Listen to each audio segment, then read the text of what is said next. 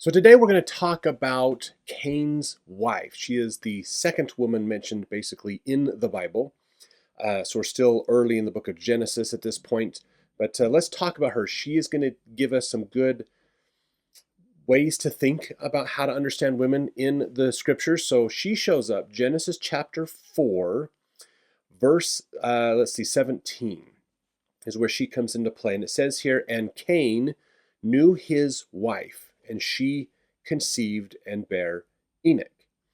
Now, as far as Cain's wife is concerned, that's it. That's her whole, that line right there is all she has in the Bible, basically, which doesn't seem like a lot. But here's something that's interesting about this to look at is when we look at the scriptures, okay, I want to point this out. As we look at the scriptures, imagine, whenever you read scriptures, imagine you're watching a play, okay, and imagine somebody puts a big piece of cardboard in front of you so that you can't see the play, and then cuts a little hole in the cardboard so you can see kind of the right 25% of the stage. And so you're asked to watch this play by only looking through this hole that sees only 25% of the stage. So the people that move into that hole, the viewing area that you can see, you can talk about and describe. The rest of them, you don't talk about and describe. So that's like what's going on with reading the scriptures is what we're seeing is this very narrow, limited perspective of what's really going on in the greater story. Okay, we don't even have like sights and sounds and stuff around us. We know there's more going on the stage, but we can't see it, basically, is the challenge. So just understand that there's so much more that's really happening than what we are getting in the scriptures itself. So when we look at that, what can we learn from this? So we can take the information in that little viewing area, and as we think about it and do some critical thinking on it, sometimes we can assume a larger viewing perspective of what's really happening because of what we see in that little window there. It's not 100% accurate. Sometimes we make assumptions on those things, but just realize when we get the Bible, especially as here in Genesis, we're getting this really narrow window of what's really going on. There's so much more that it would be awesome to have access to, but we don't have it. Okay, so for instance, Cain's wife. Okay, we know a lot about Cain.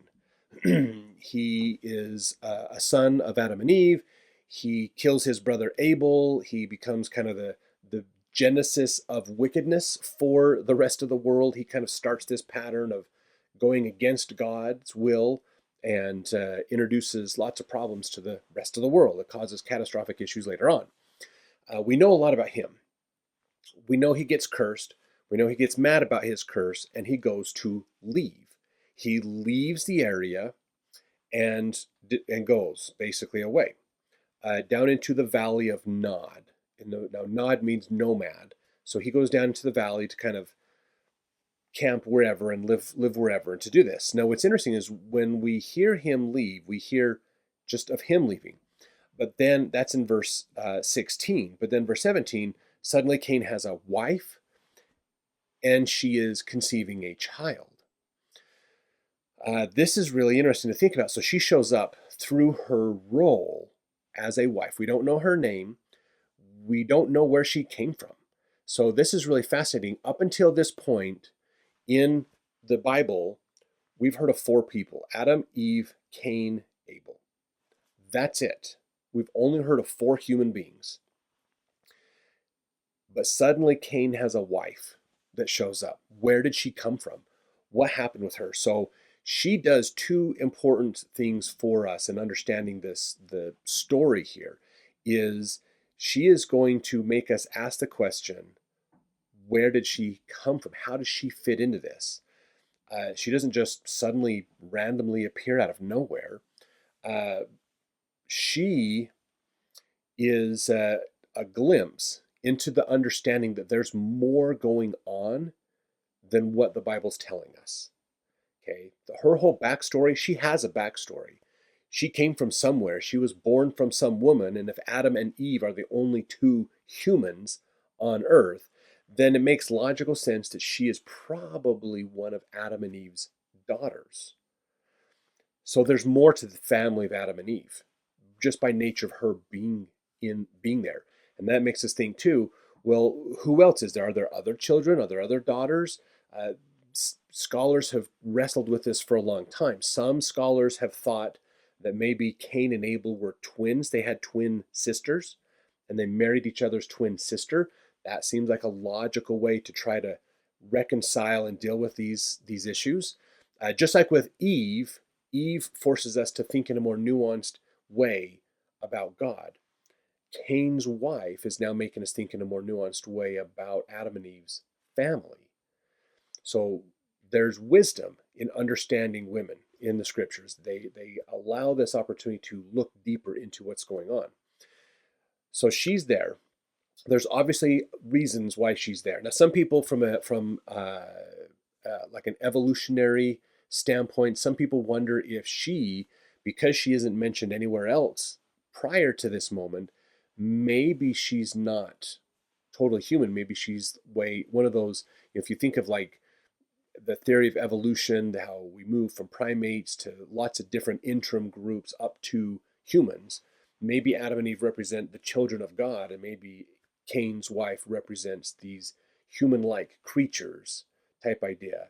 From an evolutionary standpoint, that might make sense to think in that standpoint, from that perspective.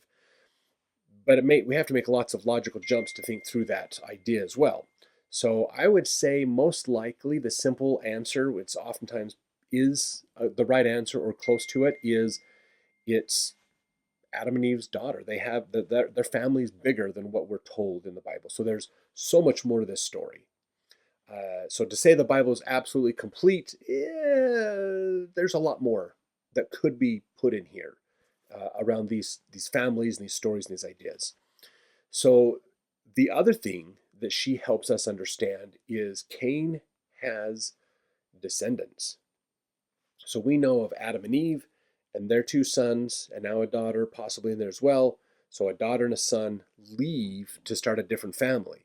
So there's now two families that are running, and we see the naming convention between these two families tends to be parallel with each other as we get into the later chapters in Genesis. What's fascinating about this is now we have Adam and Eve, and then Seth is another child of Adam and Eve that will be coming to kind of replace Abel, if you will. And so two families. Now to go down to the valley of Nod, that means he had to come from a higher elevation area. So Adam and Eve probably lived more up in the hills, mountainous areas. Cain goes down to the valley, basically. So there's this interesting dynamic that is happening here, basically. So Cain's wife represents the progression, the future progeny of Cain. That he's going to have descendants. So he's going to his concepts, his ideas, his family's going to grow. He's going to have more descendants from him, basically, which is where we get a lot of the people that are living in the valley. That later on we're going to hear about the some other stories and things, the sons of God, daughters of man type idea.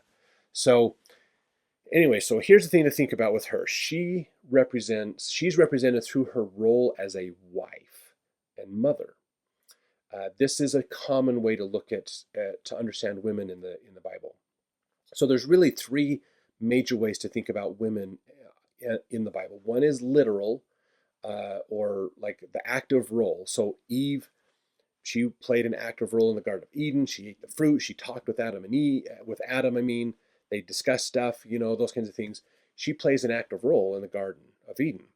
And then when they get out of the Garden of Eden, then she plays a more passive role. And now Cain's wife is playing a passive role here, where she's there, but not acting, but being acted upon. So usually when you hear in the scriptures, it talks about a man getting his wife pregnant, basically knows his wife, like here in verse 17, and Cain knew his wife. it shows the woman in a more passive role, shows the man in the active role in those scriptures. So that kind of gives us a way to think about these dynamics of their family. Uh, so women can play an active role and make choices and decisions, and we do have stories of them throughout the scriptures. Not as many as probably what really happened in actual history, but we have some. We have a lot of passive role for women, so we can see these women and see that passive role and understand them and their situation a little bit better through that and what's going on around them.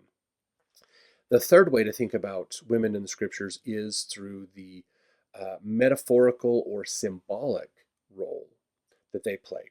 They often are used, the concept of a woman or a female is a common thing for to come up in scriptures in a metaphor to teach principles and ideas. So the idea of thinking from a woman's perspective does show up quite a bit. In fact, Isaiah is full of the church being related to a bride. So in order for us to really think about our relationship with Christ, we have to think in a more feminine perspective as we come to Christ. What does that mean to be married to Christ, to be the bride of Christ? And Revelations, we see it come out again in two perspectives. One is this bride getting ready for the actual final wedding, and the other one is in the great whore, the prostitute, who sits over all the many waters and those things. So we see these contrasts that use a feminine perspective in scriptures, and so that metaphor is a powerful way to think through how can women help us understand the gospel better. Some of the deepest, more challenging doctrines of the gospel of Jesus Christ are basically taught from a feminine perspective. So in order for us to understand like our relationship with Christ, we have to think in a feminine way. So women have a more natural way to think through what is it like to be a disciple of Christ, whereas men have to get out of their own thinking to think more feminine, to understand how do I come to Christ and build a relationship with him. So there's a lot of value in understanding these things, and that's what we're going to talk about more as we go through these scriptures. Now I want to mention another set of women in here before we move on to the next video, basically, and that's in verse 18.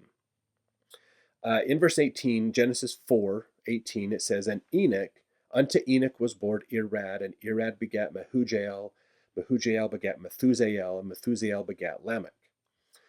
In verse 18, this is a genealogy list, basically here. So we get Cain, and then Enoch, and then Irad, Mehujael, Methusael, and Lamech. So these are the sons, the male descendants of Cain, kind of the firstborn son as they go through this descendancy. Not uncommon type of genealogy to be kept in these days, because that firstborn son was a little more important in some ways, as they went through things, or however that line worked. This is how we trace the line between two important people through the genealogy. Now, what's interesting about verse 18 is it's talking about a father giving birth, or was having a son born to a father type idea. In verse 18, it says that unto Enoch was born Irad. So unto Enoch got a son. In order for this to happen, okay, if you notice, there's this father, there's a son, and there's a gap in between. The gap in between is the mother. So this is where we can think in a more passive way, indirect way. Verse 18, while it talks about 4 father-son pairs, is really saying 4 women. 4 different women are in this. So they're out of the spotlight, okay? So again, if we go back to our metaphor of you're trying to watch a play through this big piece of cardboard, and all you can see is this one hole that only shows you about 25% of it. So we're seeing the father and son come onto the set in our little corner and then going off where we can't see them, and coming on and going off. But what we realize is we can make a safe assumption, since men can't have babies, only women can, that father-son pair represents a woman. There is a woman there. I wish we knew more about her story, her name, her background, where she came from, those kinds of things, but we don't have that information, unfortunately. So women, we can talk about them directly. with their names and things. We can talk them indirectly with like roles and things that they play as well, and we can think metaphorically about them. These are impacts that women have had through the scriptures. And so as we go through the scriptures, we'll see more of these impacts and these ideas. So that's just a frame of reference to think about as we look at examining the Bible from a more feminine perspective. So realize so Genesis 4:18, there are 4 women that are assumed right there that show up. We don't hear about them, but they're there. They're represented in the family relationship. So family relationships are a way to see women in the scriptures. Think of the family relationships. If it shows like the genealogy, father to son, there's a woman there. We can assume that in pretty safely.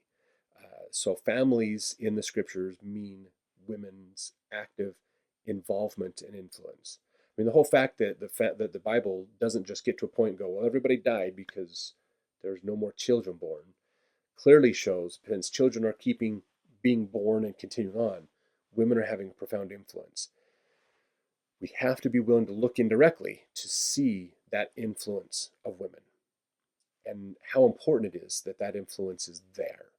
Okay, so I'd love to hear your thoughts on these concepts and ideas as we're going through these verses and scriptures. So let me know in the comments what you think about these ideas, how to view women's impact through roles, through them directly acting on the scene to do things, and through the metaphorical, symbolic way of utilizing them as an archetype to help us understand the gospel better.